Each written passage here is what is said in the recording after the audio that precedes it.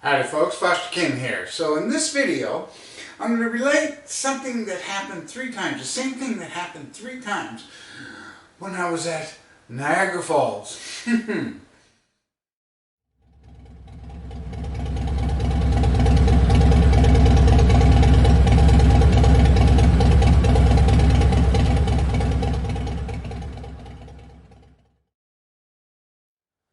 So I've been riding around New England for a while, you know, Massachusetts, New Hampshire, Vermont, cut across top of New York, upstate New York, ended up in Buffalo and went to Niagara Falls the next day.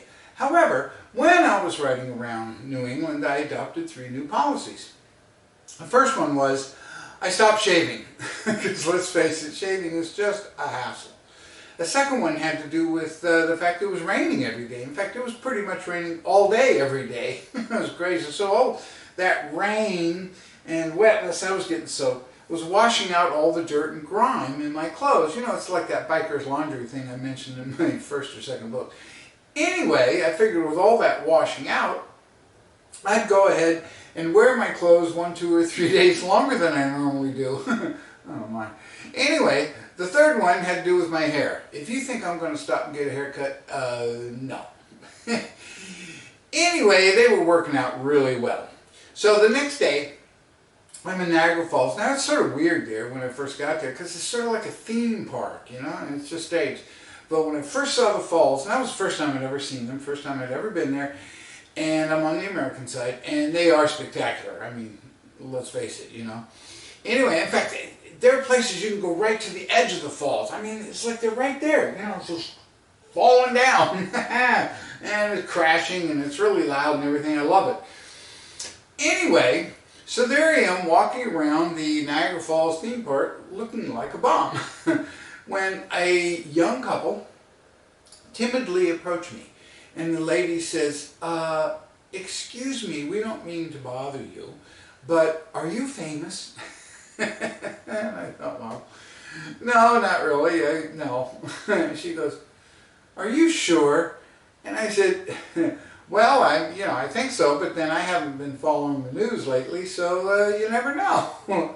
So the guy says, oh, so what you're saying is that you are famous. And I said, oh, no, I was just trying to inject some humor, you know.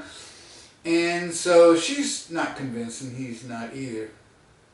So she says, what's your name? And I said, Foster Kinn. And he says, is that your real name? See, I'm figuring that, you know, famous people, as we all know, you know, when they go out in public, they often go by a different name. So he asked me, is that your real name? Now, this gave me pause, because Foster Kinn is a pen name, my pseudonym, and, you know, for some strange, inexplicable reason, I feel compelled to tell the truth. Where'd that come from? Anyway, so I said, well, okay, so Foster Kinn is a pseudonym, and it's not my real name, but that doesn't mean I'm not him and he's not me and we're not the same person. And so she goes, oh, so you are famous. So anyway, that same thing happened 2 more times. Once with another couple, they were about 10, 15 years older, and once with a mom herding around 4 kids.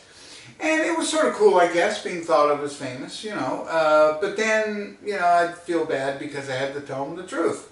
Anyway, from all that, I concluded that nothing shouts out celebrity louder than a biker in desperate need of a shave, a haircut, and clean clothes. So that's it. That's my Niagara Falls story. Remember to subscribe if you haven't already done so. And I love those thumbs up thingies in the comments and everything. Go to my website, fosterkinn.com, and remember my books. Hours and hours of wonderful pleasure reading my books. But most importantly, remember, ride big, ride long, and ride free.